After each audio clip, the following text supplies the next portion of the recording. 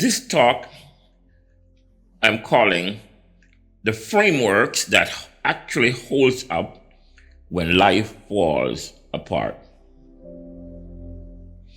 In the last video, I talked about losing everything, the career, the relationship, the version of myself I thought I was building towards. And at the end, I mentioned three frameworks that didn't break down under pressure, that held up when everything else stopped making sense.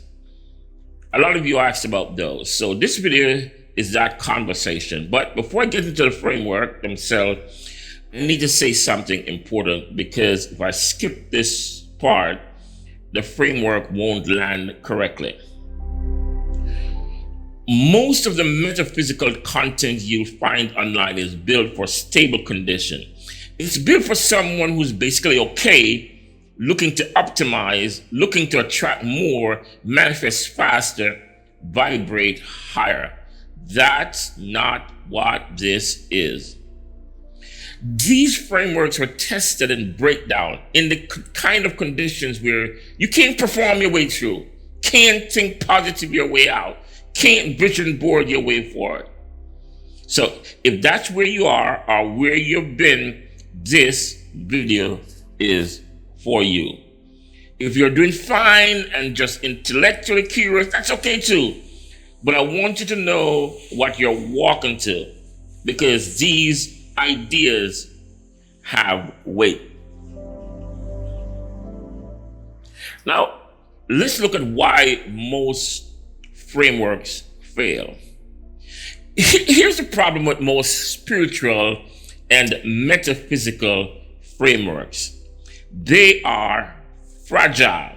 Not because the ideas are wrong, some of them are genuinely profound, but because they're taught in a way that makes them dependent on circumstances being manageable. The law of attraction works great until the thing you're trying to attract doesn't come. And then suddenly you're told you must have had a limited belief, or low vibration, or you didn't really want it badly enough. Do you see what just happened there? The framework projected itself by making you the failure. The ideas stayed clean. You absorbed the damage. That's not a philosophy. That's a defense mechanism with good branding. A framework that only works when things are going well isn't a framework, it's a mood. What I needed and what I eventually found were frameworks that got more useful under pressure. That explained the difficult things, not just the pleasant ones, that could hold grief and confusion and contradiction without collapsing. There are 4 of them that I keep coming back to. What I needed and eventually found were frameworks that got useful under pressure, that explained the difficult thing, not just the pleasant one, that could hold grief and confusion and contradictions without collapsing. There are 4 of them I keep coming back to. So let's go through them one at a time. Framework 1, the mirror law. The first framework I call the mirror law. It's not a new concept. Version of it exists in Hermetic philosophy, in Jungian psychology, in Buddhist teaching, but the way it is usually presented misses something critical. The common version goes like this: your outer world reflects your inner world. What you see around you is a projection of what is happening inside of you. Most of you hear that and either dismiss it as too abstract or weaponize it into self-blame. My life is hard because something is wrong with me. That's a misreading. Here's a more precise version.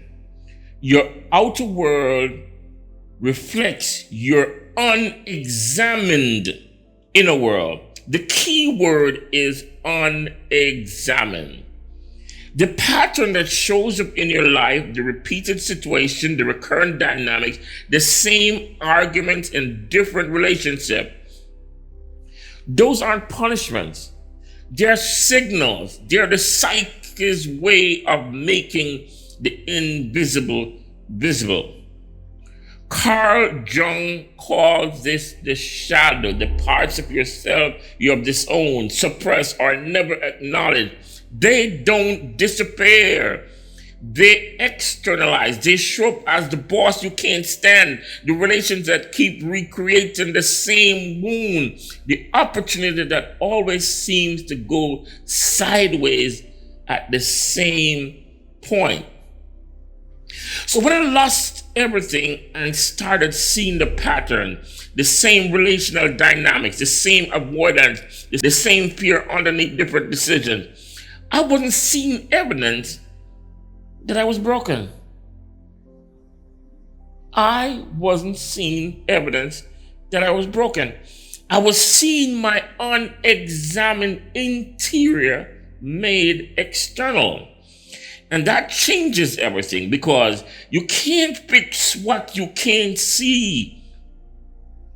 But once you can see it, really see it, the pattern loses its automatic power.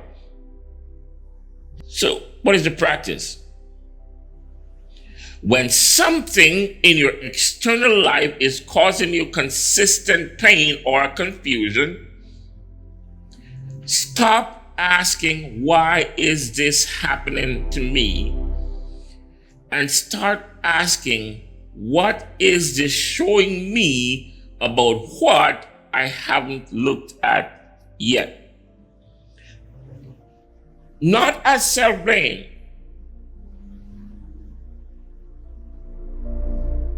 as genuine inquiry. The mirror doesn't lie, but it also doesn't explain itself. That's your job. Framework number 2, the void phase. The second framework is one I wish someone had given me a name for much earlier. I call it the void phase. In mythological terms, it's sometimes called the liminal space, the threshold, the in-between. In Joseph Campbell's hero story, it's the belly of the whale. In alchemy, it's nigredo, the blackening, the decomposition that has to happen before anything new can form. Every serious transformational tradition has a version of this. The dark night of the soul in Christian mysticism, the bardo in Tibetan Buddhism, the descent of Inanna in Sumerian mythology. These all describe the same thing: a period of disillusion that's not the end of the story, but a necessary phase within it. Here's why this framework matters practically. When you are in the void, when the old structure has collapsed and nothing new has taken its place, every instinct you have will tell you to fix it, fill the silence, rebuild immediately, find certainty where you can. And if you do that, if you rush the rebuild, you will almost certainly reconstruct the same patterns you just lost, because you haven't let the disillusion complete. You just rearranged the furniture. The void is not a malfunction, it is a process. What it requires is not action, it requires tolerance, the ability to sit inside uncertainty without reaching for a false resolution. That is extraordinarily difficult in a culture that treats stillness as laziness and uncertainty as weakness. But the framework gives you a container for it. Instead of I am falling apart, which is terrifying and directionless, you have I am in the void phase, which is still uncomfortable, but it has a shape. It has precedence. It has a name. And things with names are survivable in a way that nameless things often aren't. So what's the practice? When you're in the void, set a single rule for yourself. No permanent decisions from temporary pain. Or don't burn down what remains. Don't make irreversible move from the floor. Let the phase complete before you architect what comes next. Framework number 3, the energy economy. The third framework is the one that changed my day-to-day life more than any other. I call it energy economy. And before you roll your eyes at the word energy, stay with me, because I'm not talking about crystals or auras. I'm talking about something measurable and immediate. Here's the core idea. Everything in your life is either generating energy or consuming it. And most people have never taken a serious inventory of which is which. The relationship that leaves you feeling hollow after every interaction. The obligations you say yes to while your body says no. The environments that make you smaller. The conversation that takes 3 days to recover from, versus the work that makes you lose track of time, the people who leave you feeling more like yourself, the places where something in you settles and expands. Most of us have inherited our energy economy. We don't choose it. It was assembled from obligation, conditioning, fear of disappointing people, and the general sense that our own depletion is the cost of being a good person. The metaphysical framing here draws from several traditions. Taoism talks about Wu Wei, effortless interaction aligned with natural flow. Ayurvedic philosophy talks about prana, life force, and the condition that builds or depletes it. Modern complexity science talks about systems that are either generative or extractive. They're all pointing at the same phenomenon. When I rebuild after the collapse, slowly, carefully, the single filter I use for every decision was this. Does this build or deplete? Not, is this impressive? Is this what I'm supposed to want? Will this look like recovery? Does this build or deplete? It sounds simple, but it's not simple, because a lot of what depletes us is wrapped up in identity, in obligation, in the story of who we are supposed to be. Unwinding that takes time, but the framework gives you a compass that doesn't depend on external validation to function. So here's the practical step.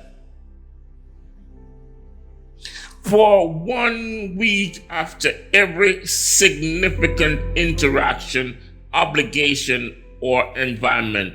Rate it. -1, 0, or +1. Draining, neutral, or generating. Draining, neutral, or generating. Don't analyze it. Don't justify. Just track it. At the end of the week, look at the map of your life that emerges. It will tell you things your conscious mind has been avoiding. Framework number 4, identity layers. The fourth framework is the deepest one and the hardest to sit with. I talked in the last video about identity being a process, not a possession, a verb, not a noun, but I want to unpack that more precisely here because there's a structure to it that's actually useful. Our most spiritual tradition describe identity as layered.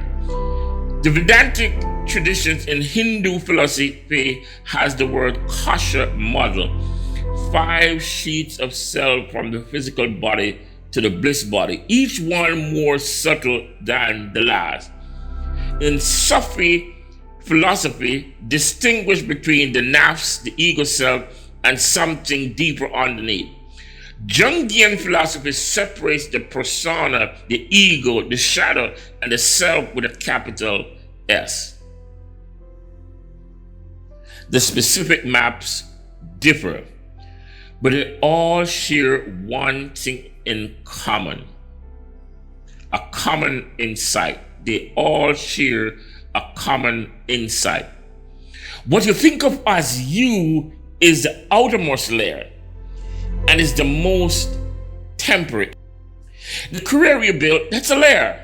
The relationship, identity, the partner, the provider, the one who holds things together, that's a layer. The narrative itself, the story you tell about who you are and where you're going, layer. When collapse comes, it strips layers. And the terror of that, the reason it feels like dying is because we have fused with the layers. We have mistaken the costume for the self underneath it. The framework doesn't make that stripping painless, but it makes it legible. You are not the career. You are not the relationship. You're not even the story you tell about yourself. These are layers of expression. They change. They need to change. And that's not lost. That's system working correctly. What sits underneath the layers, that's what every serious tradition is trying to point you toward. Different names for it: Atman, the witness, pure consciousness, that, the observing self. You can't think your way to it, but you can stop confusing it with what's on top of it. And collapse, as brutal as it is, has a way of burning through the outer layers fast, which means the floor disappearing might be the closest you've been to the ground. Hear me. It means that the floor disappearing might be the closest you've ever been to the ground. Let's practice. Ask yourself, what would remain if I removed every role, every title, every relationship, every achievement, every plan?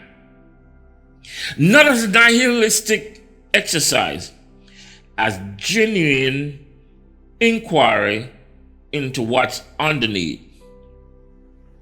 Sit with whatever discomfort that question produces. That discomfort is the distance between who you think you are and who you actually are. The gap is where the work lives. So let's do a little bit integration and then we close. 4 frameworks. Let me bring them back together. The mirror law: your outer world reflects your unexamined inner world. Use disruption as information, not indictment. The void phase. Dissolution is a necessary stage, not a malfunction. Don't rush the rebuild. Let it complete. Energy economy. Everything builds or depletes. Map your life honestly and let the map guide your reconstruction. Identity layers. You are not your outermost expressions. Collapses, strips layers. What remains is closer to the truth of who you are than what was removed. None of these frameworks will make hard things easy. That is not what they are for. What they do is give you a way to be inside difficulty without being destroyed by it, a way to extract meaning without forcing it, a way to navigate without needing the destination to be visible. I want to close with something a mentor said to me once during the collapse when I was looking for something to hold on to. I asked him, how do you keep going when you don't know what you're building toward? He thought about it for a minute, then he said, you don't need to see the whole staircase. You just need to be honest about which step you're actually on. I've thought about that almost every day since. You don't need the full picture. You need the honest one. Figure out which step you're actually on and take it from there. The next video in this series goes into the practices, the specific daily disciplines that make these frameworks operational rather than just intellectual. Not routines, not morning rituals, the actual work. I link it above. Take care of yourself.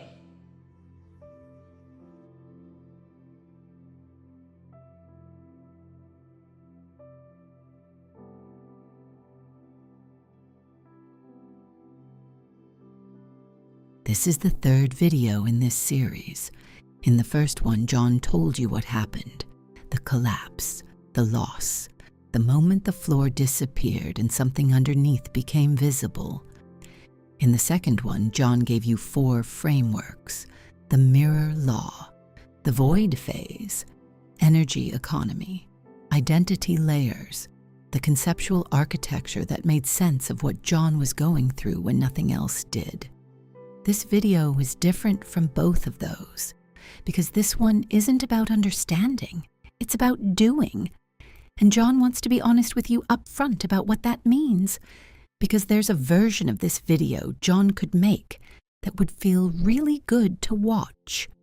Beautifully structured morning routines, aesthetic journaling setups, a clean photogenic system that makes the work look as appealing as the idea of the work. That's not this. What John's going to share with you are practices that are largely invisible, unglamorous. Some of them are uncomfortable in a way that doesn't resolve quickly. None of them will make your life look better from the outside in the short term.